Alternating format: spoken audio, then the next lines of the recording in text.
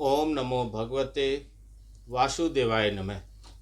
नमस्कार, मैं हूं ज्योतिषाचार्य वरुण प्रकाश और ज्योतिष के आज के इस संस्करण में आपका स्वागत करता हूं। बहुत सोशल मीडिया पर इस तरह के वीडियो हैं कि 2025 में यह जो प्रधानमंत्री मोदी का यानी कि बीजेपी या एनडीए का कार्यकाल है, यह पूरा नहीं हो पाएगा। तो लोगों का रिक्वेस्ट था कि गुरुजी इस पे विश्लेषण करके बताइए कि क्या इस पे हो सकता है, क्या ज्योतिषी गणना कहता है।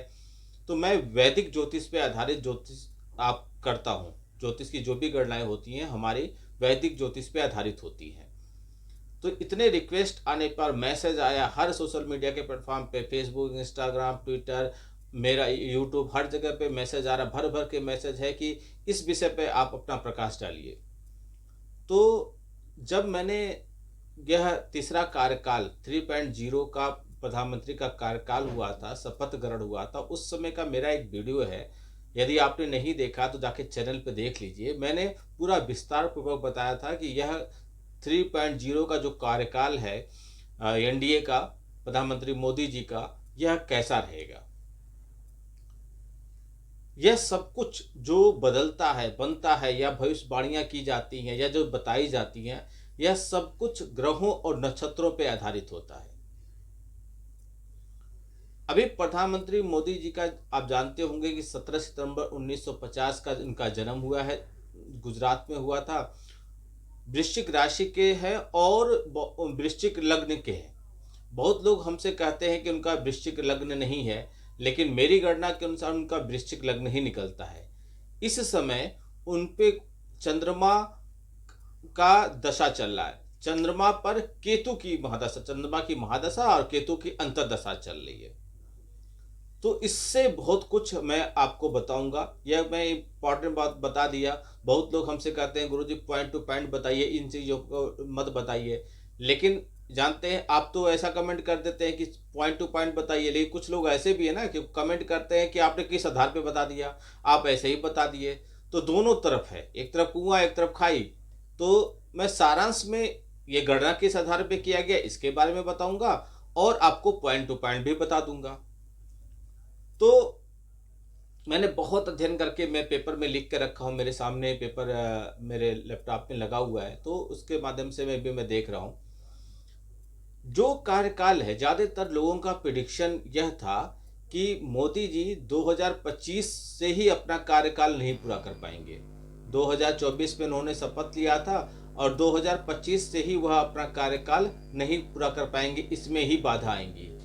अब सरकार गिर जाएगी या क्यों बाधा आएगी, किस तरीके का बाधा आएगा, इस विषय पर उन्होंने नहीं बताया डिटेल में, बस इतनी सी बातें बता दिया। मोदी जी का जो ज्योतिषी वैदिक ज्योतिष पे जो गणना है, यह गणना करके मैं इस आधार पे पहुंचा हूं कि चंद्रमा पर जब केतु की महादशा चलेगी, यह समय रहेगा 29 अप्रैल से लेकर सितंबर तक का समय। उस समय कुछ दिक्कत आएगा, कुछ परेशानियां आएंगी।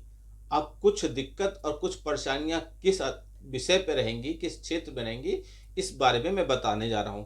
लेकिन इसी वर्ष 4 बड़े ग्रह शनि, गुरु, राहु और केतु अपना स्थान परिवर्तन कर रहे हैं।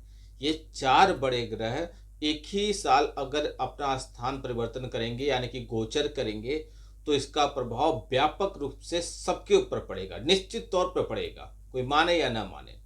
शनि 29 मार्च को कुंभ राशि से निकलकर मीन राशि में जाएंगे और 3 जून 2027 तक वहीं रहेंगे मीन राशि में। बृहस्पति की राशि है मीन राशि और वहां पर रहेंगे।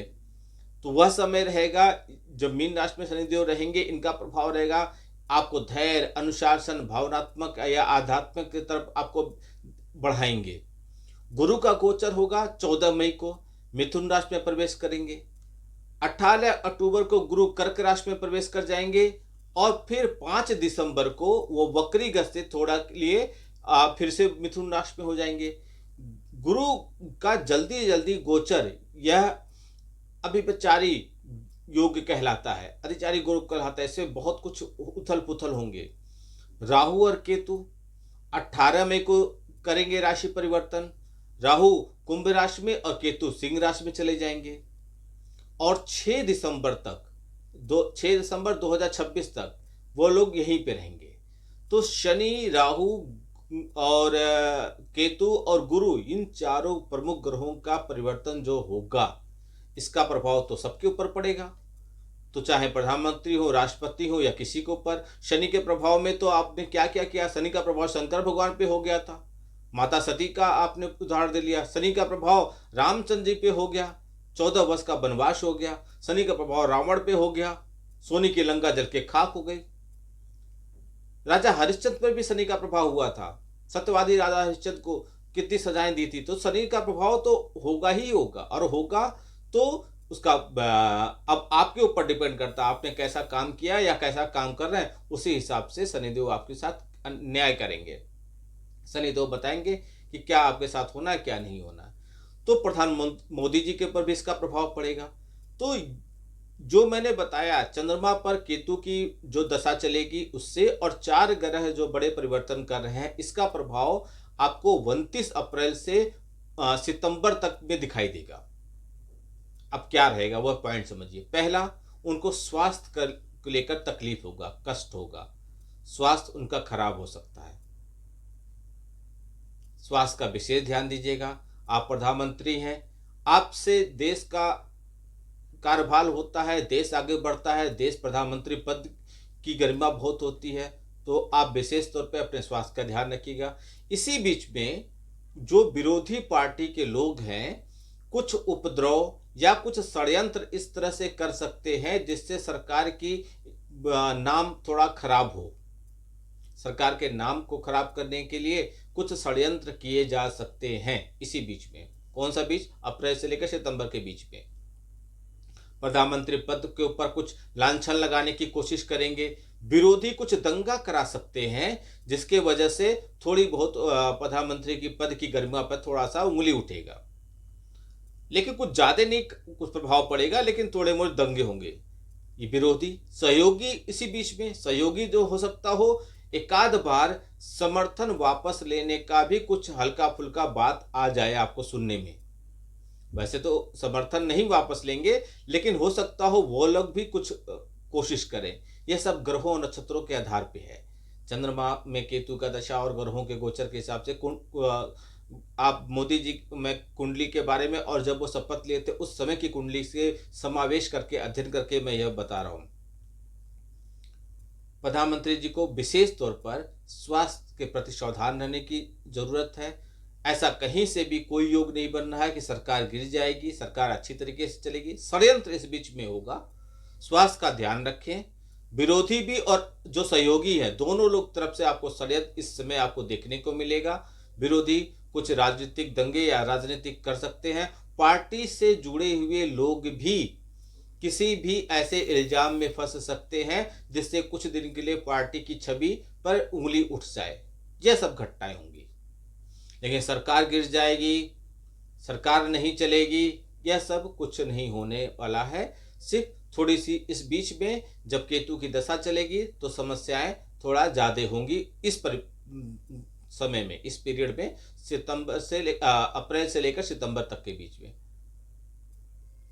बहुत अध्ययन करके वैदिक ज्योतिष पे आधारित इस अध्ययन कर आपको तक पहुंचाया हूं। जानकारी आपकी उत्सुकता आपकी थी, इसलिए मैं सोचा आपको बता दूं। आपका दिन शुभ हो, प्रधानमंत्री मोदी जी का स्वास्थ्य उत्तम हो, भगवान भोलेनाथ की आशीर्वाद सब पर बना रहे, ऐसी कामना करता हूं। वीडियो आपको अच्छा लगे तो शेयर कीजिए, सब्सक्राइब कीजिए, लोगों तक पहुंचाइए, जिससे जानकारियां लोगों तक पहुंचेंगी तो अच्छी बातें रहेंगी।